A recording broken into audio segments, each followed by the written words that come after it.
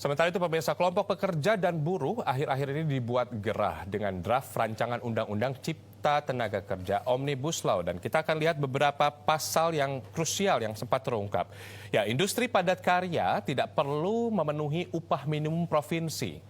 Lalu, cuti berbayar untuk pekerja dihapus dengan adanya Omnibus Law. Tadinya pekerja berhak untuk mendapatkan cuti khusus untuk menikah 3 hari dan menghitankan atau menikahkan anak 2 hari, kemudian istri cuti melahirkan atau keguguran, dan cuti anggota keluarga meninggal selama 2 hari.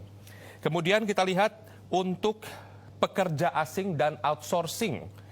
Pekerja asing dibebaskan dari syarat dan izin kerja. Pekerja asing boleh menjabat sebagai dewan direksi dan komisaris, staf diplomatik dan konsuler, peneliti dan juga insinyur.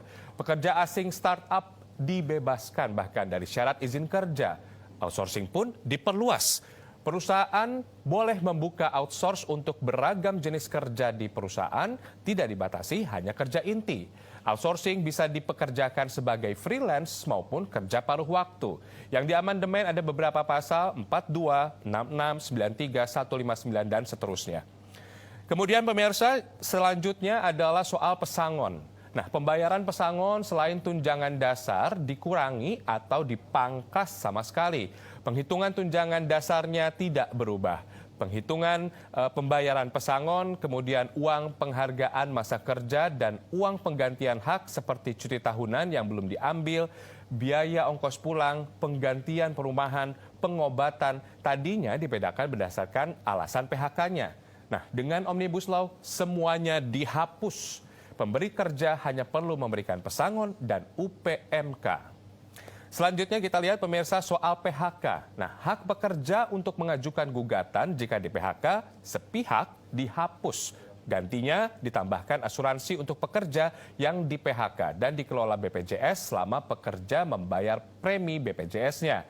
Hak pekerjanya di PHK untuk mendapat upah senilai 8 bulan jika bekerja 21 tahun dan upah 10 bulan bila bekerja 24 tahun dihapus. Gantinya akan ada uang pemanis, bonus senilai upah 1 bulan bila di PHK kerja kurang dari 3 tahun senilai 2 bulan. Kemudian bila bekerja 3-6 tahun senilai 3 bulan dan bila kerja 6-9 tahun senilai 4 bulan. Bila bekerja 9-12 tahun senilai 5 bulan bila kerja lebih dari 12 tahun. Dan bonus ini hanya berlaku bagi pengusaha, bagi usaha menengah dan juga besar tidak termasuk UMK. Silakan kita akan melihat bagaimana apakah Omnibus Law ini akan disahkan oleh pemerintah atau tidak.